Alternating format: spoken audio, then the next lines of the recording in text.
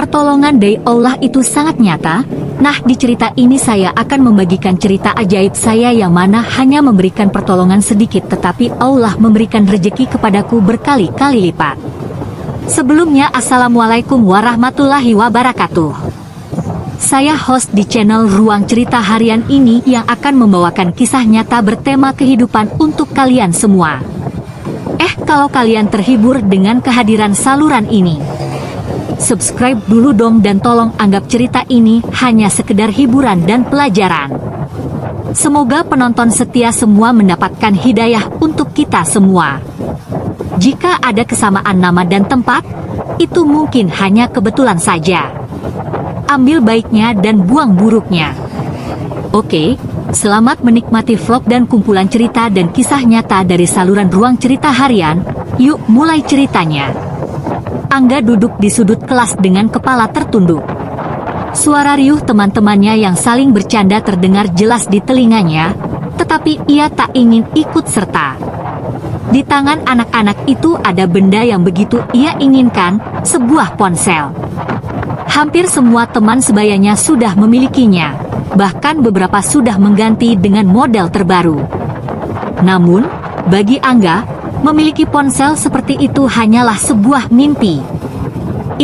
Angga nggak punya HP, kan? Suara keras salah satu temannya, Raffi, tiba-tiba menggema. Anak-anak lain mulai tertawa. Jangan ajak dia ke grup WhatsApp, nanti bingung dia jawabnya pakai surat. Timpal anak lain, disambut gelak tawa yang semakin keras. Wajah Angga memanas, tapi ia memilih diam. Hatinya terasa sesak. Setiap hari, ia harus menghadapi ejekan itu.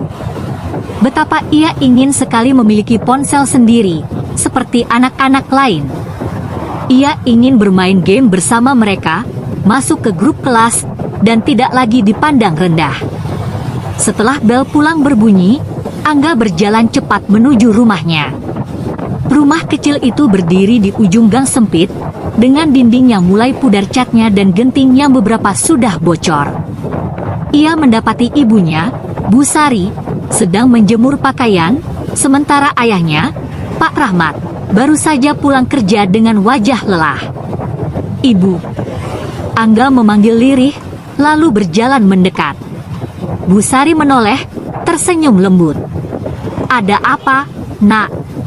Angga menggigit bibirnya, lalu akhirnya memberanikan diri. "Ibu, aku mau HP. Aku capek diajak terus sama teman-teman." Senyum Bu Sari perlahan memudar. Ia menghela napas, menatap wajah anaknya dengan penuh kasih. "Angga, Ibu tahu kamu ingin sekali punya HP. Tapi sekarang, Ibu dan Ayah belum bisa membelikannya. Uang kita saja pas-pasan buat makan dan sekolah kamu. Tapi, Bu, semua teman-teman sudah punya. Aku doang yang enggak." Suara Angga bergetar, matanya mulai berkaca-kaca. Pak Rahmat yang sejak tadi diam akhirnya bersuara, "Nak, sabar, ya. Insya Allah kalau rezekinya ada, kita belikan HP buat kamu." Angga menunduk. "Tapi kapan? Yah, aku malu terus dia, Jack." Bu Sari menggigit bibirnya, lalu menarik anaknya ke dalam pelukan. "Ibu minta maaf, Nak." Angga bisa merasakan tubuh ibunya bergetar, seolah menahan tangis. Ia tahu ibunya ingin memberikan yang terbaik untuknya, tetapi keadaan ekonomi mereka tidak memungkinkan. Ayahnya hanya bekerja sebagai buruh bangunan, sementara ibunya membantu tetangga mencuci pakaian untuk menambah penghasilan. Kadang, mereka bahkan kesulitan untuk memenuhi kebutuhan sehari-hari. Hari-hari berikutnya, Angga terus menerima ejekan di sekolah. Ia berusaha tidak peduli, tetapi semakin lama, semakin sulit rasanya. Setiap kali teman-temannya mengobrol tentang game terbaru atau membandingkan spesifikasi ponsel mereka, Angga hanya bisa diam. Suatu sore, ketika ia sedang duduk di teras rumah, ia mendengar suara tangisan dari dalam. Ia mengintip dan melihat ibunya sedang duduk di lantai dengan wajah tertutup kedua tangannya. "Ibu minta maaf, Nak. Ibu nggak bisa beliin kamu HP." Suara lirih ibunya terdengar menyayat hati. Angga merasakan dadanya sesak. Ia ingin marah, ingin memberontak, tetapi melihat ibunya seperti itu, ia justru merasa bersalah.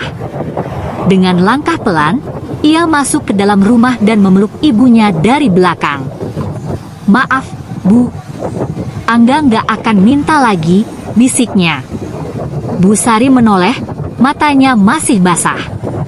Ia mengusap kepala anaknya dengan lembut, lalu tersenyum meski air matanya masih menetes. Malam itu, Angga berbaring di kasurnya yang sederhana. Ia menatap langit-langit dengan perasaan campur aduk. Ia hanya ingin menjadi seperti anak-anak lain, tapi ia juga tidak ingin membuat ibunya sedih.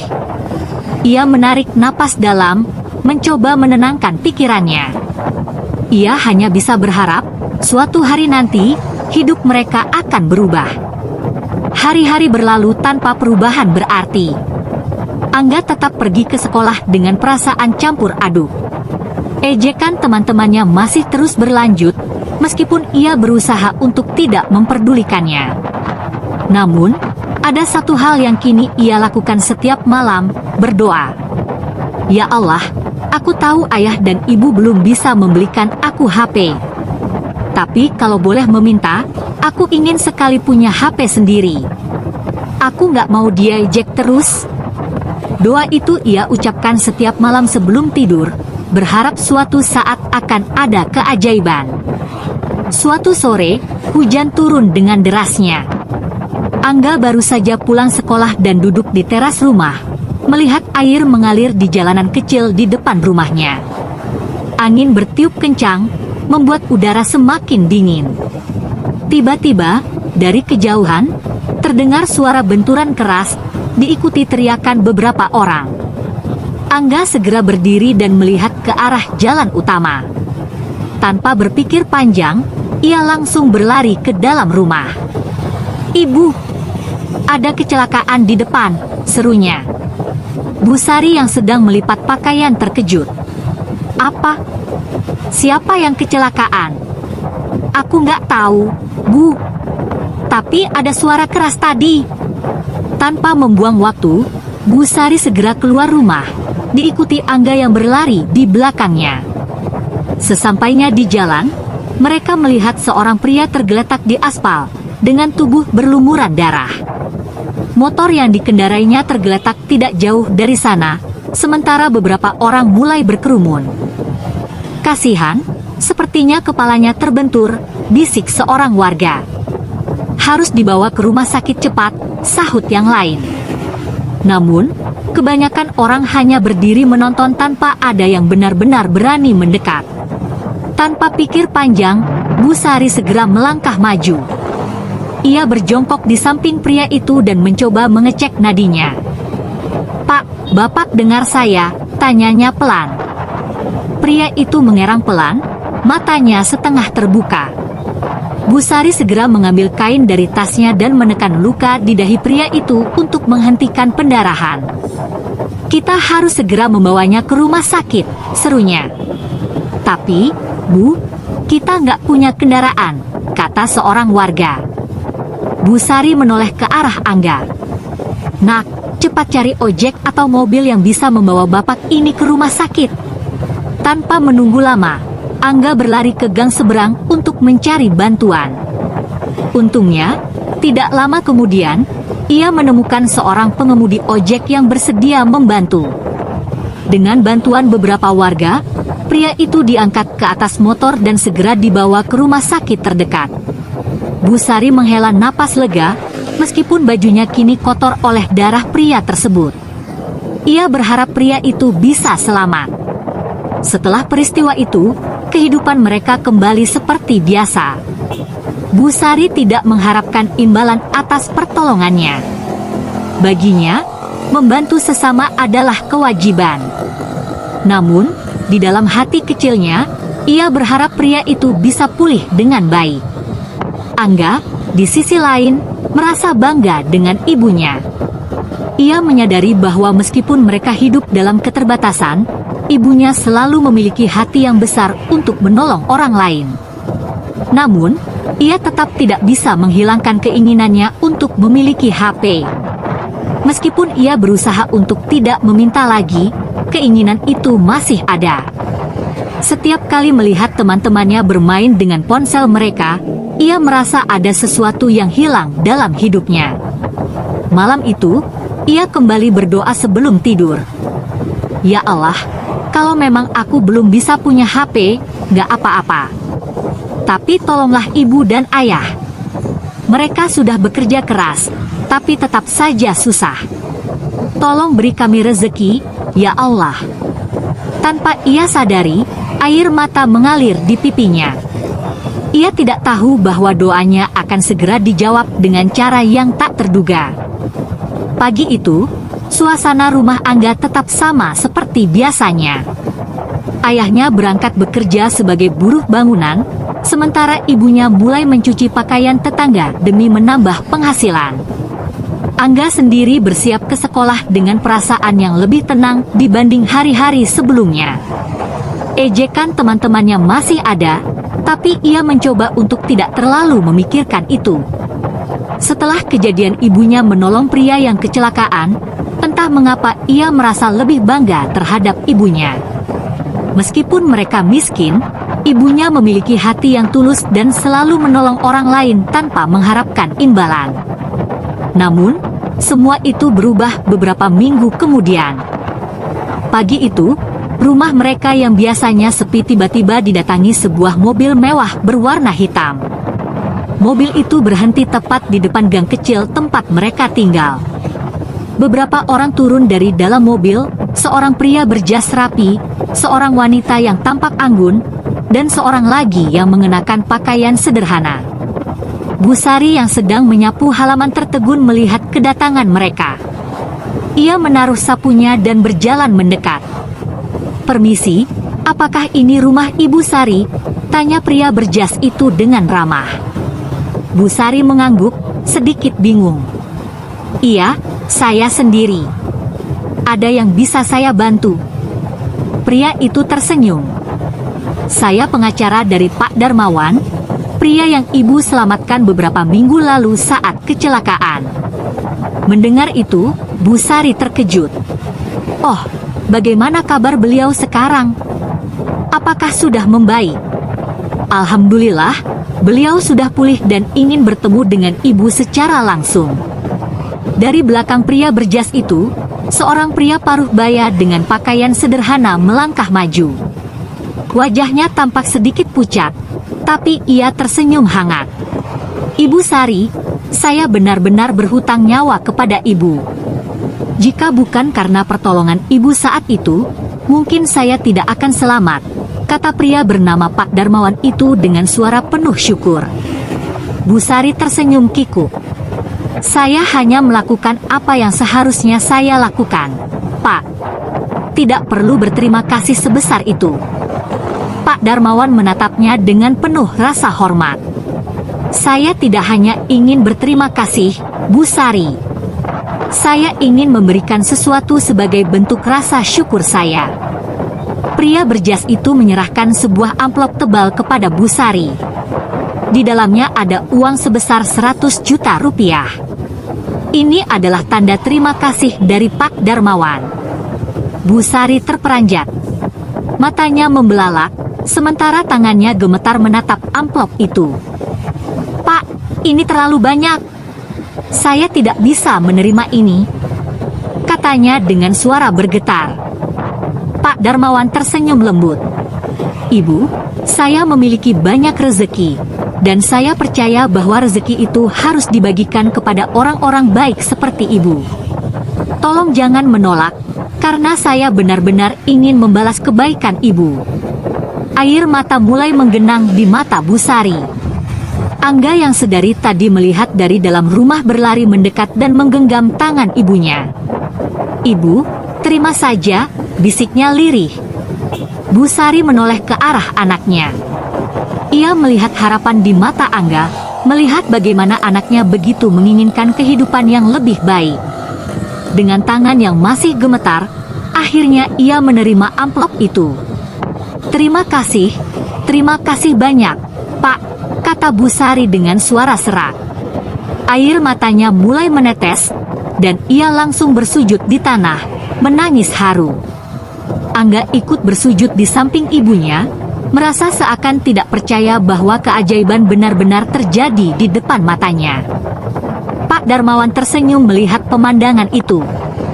Ia menepuk bahu pengacaranya dan berkata, "Orang baik harus dihargai dengan kebaikan juga. Saya yakin uang ini akan membawa manfaat bagi mereka." Setelah beberapa saat, mobil mewah itu pergi, meninggalkan keluarga kecil itu dalam kebahagiaan yang sulit diungkapkan dengan kata-kata.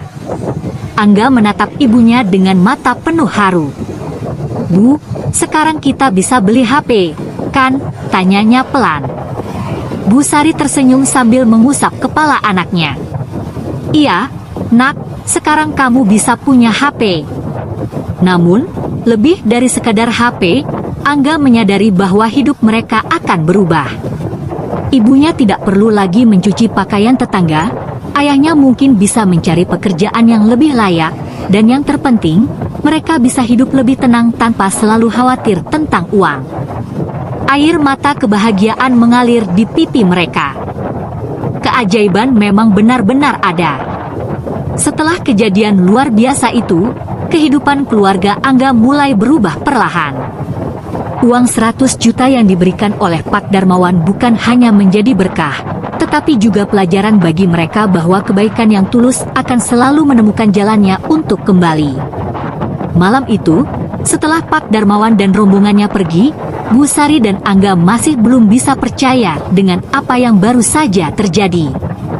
Ayah Angga, Pak Rahmat, yang baru pulang dari pekerjaannya sebagai buruh bangunan, terkejut melihat istrinya menangis sambil memegang amplop tebal. "Ada apa ini, Bu? Kenapa menangis?" tanyanya khawatir. Dengan suara bergetar, Bu Sari menjelaskan semuanya. Dari bagaimana ia menolong Pak Darmawan saat kecelakaan, hingga kejadian hari ini ketika pria itu datang membawa rezeki yang tak terduga. Pak Rahmat terdiam, matanya berkaca-kaca. Seumur hidupnya, ia tidak pernah memegang uang sebanyak itu. Selama ini ia bekerja keras untuk mencukupi kebutuhan keluarga, tapi tetap saja penghasilannya pas-pasan. Ia menatap istrinya dengan penuh haru, lalu berlutut dan bersujud, mengucap syukur kepada Tuhan. "Alhamdulillah, Alhamdulillah ya Allah," bisiknya berulang kali. Angga yang melihat itu ikut tersenyum. Baginya, ini adalah hari paling membahagiakan dalam hidupnya. Ia akhirnya bisa melihat orang tuanya tersenyum tanpa beban, tanpa memikirkan harus makan apa besok atau harus membayar utang siapa. Meskipun mendapatkan uang dalam jumlah besar, Bu Sari dan Pak Rahmat tidak langsung menghamburkannya. Mereka sadar bahwa uang itu harus dikelola dengan baik agar bisa memberi manfaat jangka panjang. Keesokan harinya, mereka duduk bersama dan mendiskusikan rencana ke depan. "Pak, kita harus gunakan uang ini dengan bijak. Kita tidak boleh boros," kata Bu Sari. Pak Rahmat mengangguk. "Aku setuju. Aku juga ingin berhenti jadi buruh bangunan dan mulai usaha kecil-kecilan. Mungkin buka warung kelontong di depan rumah." Bu Sari tersenyum. "Itu ide bagus, Pak. Kita bisa beli etalase dan stok barang dagangan. Jadi, kita punya penghasilan tetap." Akhirnya, mereka memutuskan untuk membagi uang itu dengan baik. 30 juta rupiah untuk membuka warung kelontong kecil di depan rumah. 10 juta rupiah untuk merenovasi rumah mereka agar lebih layak. 5 juta rupiah untuk ditabung sebagai dana darurat. 5 juta rupiah untuk membantu tetangga yang lebih membutuhkan. 3 juta rupiah untuk membeli keperluan sekolah Angga dan hadiah kecil untuknya. 1 juta rupiah untuk membeli HP yang selama ini diimpikan Angga. Sisanya mereka simpan untuk keperluan mendesak di masa depan. Angga dan HP impiannya. hari yang ditunggu-tunggu Angga pun tiba. Sore itu, ia dan ibunya pergi ke toko ponsel di kota. Matanya berbinar melihat deretan HP yang dipajang di etalase. "Nak, kamu boleh pilih HP yang kamu suka, tapi jangan yang terlalu mahal ya. Kita harus tetap hemat," kata Bu Sari. Angga mengangguk dengan penuh semangat. Akhirnya, ia memilih HP dengan harga yang terjangkau, tapi sudah cukup untuk bermain game, mengerjakan tugas sekolah, dan mengakses internet. Ketika ia menggenggam HP itu untuk pertama kalinya, hatinya dipenuhi rasa syukur. Bukan hanya karena akhirnya memiliki HP sendiri, tapi juga karena ia mendapatkan HP itu bukan dengan merengek atau marah, melainkan karena keajaiban dari doa dan kebaikan ibunya. Saat kembali ke sekolah, teman-temannya yang dulu sering mengejeknya kini terkejut melihat Angga memiliki HP sendiri. Angga, dari mana dapat HP?" tanya salah satu temannya dengan heran. Angga hanya tersenyum. "Dari rezeki yang Allah kasih ke keluargaku." Ia tidak merasa perlu membalas ejekan mereka dengan kesombongan. Justru, kejadian ini membuatnya semakin percaya bahwa bersabar dan berbuat baik akan selalu membawa hasil yang baik pula. Warung kelontong yang mereka buka mulai berjalan dengan baik. Setiap hari, warga sekitar datang membeli kebutuhan sehari-hari. Pak Rahmat tidak lagi harus bekerja berat sebagai buruh bangunan, sementara Bu Sari kini bisa menghabiskan lebih banyak waktu bersama keluarganya. Keluarga mereka memang belum menjadi kaya raya, tapi setidaknya mereka tidak lagi kesulitan seperti dulu. Mereka tidak lagi harus memikirkan apakah bisa makan besok atau apakah bisa membayar uang sekolah Angga. Malam itu, sebelum tidur, Angga kembali berdoa. "Ya Allah, terima kasih atas semua yang telah Kau berikan. Aku sudah punya HP, tapi lebih dari itu, aku senang karena ibu dan ayah tidak perlu susah lagi. Aku janji akan selalu berbuat baik seperti yang ibu lakukan. Tolong jaga keluarga kami selalu, ya Allah." Air matanya menetes pelan. Kini, ia tahu bahwa keajaiban bukan hanya tentang mendapatkan sesuatu yang diinginkan, tetapi tentang bagaimana Tuhan membalas kebaikan seseorang dengan cara yang tidak terduga. Dan sejak saat itu, Angga selalu percaya, kebaikan yang tulus tidak akan pernah sia-sia. Dengan demikian cerita di episode ini selesai. Terima kasih karena sudah mau mendengarkan kisah nyata ini. Sekali lagi ambil baiknya dan buang buruknya dan semoga hal seperti ini tidak akan pernah terjadi kepada kalian semua wahai sahabat Onlineku dan semoga kita semua dilindungi dari mara bahaya. Amin ya rabbal alamin. Sekian dan terima kasih. Sampai ketemu lagi di cerita-cerita selanjutnya. Jangan lupa like, komen, share dan subscribe. Oh iya, jangan sungkan untuk membagikan pemikiran kalian semua wahai sahabat Onlineku di komentar video ini ya.